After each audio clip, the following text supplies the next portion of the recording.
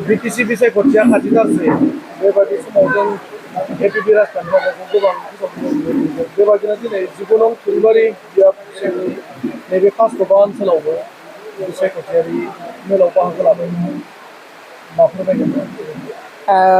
आं दिनै बेयावहाय जोंनि 19 नं थुरिबारि समस्तिनि जाय बिजाथि बिथां रसराज बसुमतारी एबा बिरिमिनलां बिथांनि थाखाय बे कुमरगांव ओनसोलाव थानाय रायजोनि गेजेराव बिसायख'थि फोसावदिंनो फैदों।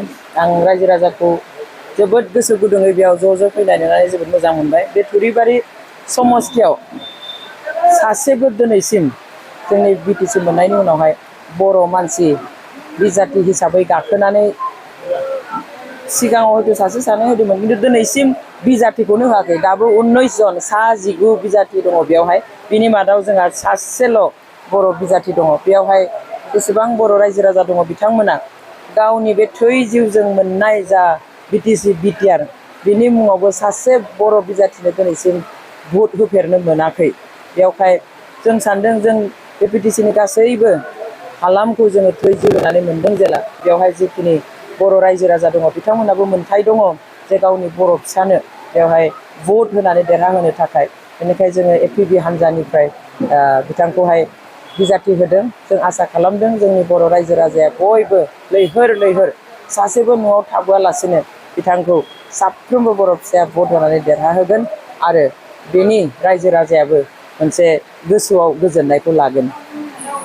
बिटिआर गोरोबथा जानायनि उनावहाय गोजोनै फैबाय होननानै बुंबाय थानायखौ नुनो मोनो। दा बेबायदि गोजोननि गेजेरावनो 19 नंनि सिमा बियाबनि सिङाव मैया मोनसे बिसायख'थियारि हिंसायारि जाथाय जानानै थांबाय। बेजों लोब्बा थानायनि दैयाव दासिम इउपिपिएलनि 3 मददगिरिखौ हमनाय खौरांखौ जों मोननो हादों। बे बेलायाव मा फोरमायगोन?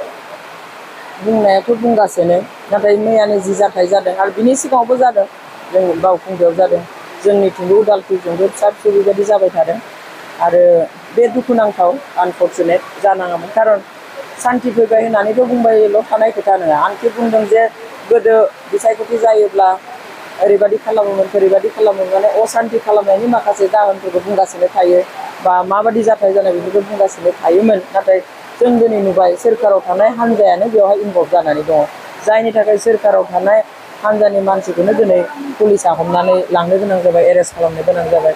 थ' फ्रि एन्ड फेयार इलेक्सन जानो होनांगौ बेयो गणतन्त्रनि मोन्थाय। सोरबा देरहागोन सोरबाया हारिगोन बिनि थाखाय जुर जबस्ति खालामनानै जुर जुलुम खालामनानै सिगि सग' खालामनानै गोदो जेखौ जोङो साबजायाखैमोन दिनै बेखौनो आरो रिपिट खालामफिननानै दिनै बे बिसायख'थिनि बेलायावहाय जाखिनि जाथाय दिनै खालामगासिनो दङ बेफोरो माने मोजां नङा। जों जोंनि हान्जायाव बुंगासिनो रावबो रावखौबो माने बेबादिहाय सिगि सग' बा फैसा पार्टिनि बा नंखाय बुंनानै जोङो भटारनि गेजेराव थांनो नाङा आरो जों बेफोराव इनभल्भ जानो नाङा। नाथाय जि जादों बे मोजां जायाखै।